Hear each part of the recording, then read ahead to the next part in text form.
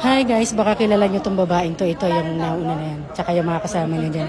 Ito yung mga nag-trip sa akin, nag-power tripping. Hinold nila yung passport ko kasi nga mayroon lang naman nakasulat na ink na ballpen. Grabe. So yun guys, Tadaima Japan. Yun, yung nakita nyo yung unang video. Nag-power tripping sila mga bully. So sa Terminal 3 yan guys, Cebu Pacific stop. So kung kilala nyo yan, please pakishare to para hindi na siya pamarisan. Kasi imagine no, binuli nila ako, pinagtripan lang nila ako ng ganun-ganon. I'm sure marami na silang ginawang ganito. So pakishare nyo to guys. Kasi chinek nga ako sa check-in counter tsaka doon sa immigration ng Terminal 3. Sa Pilipinas, hindi naman ako na-hold eh. Tapos, kasi nga yung passport ko, hindi ko alam ba't nagkaroon ng konting ink, may sulat doon sa may picture ko, sa tabi ng picture ko.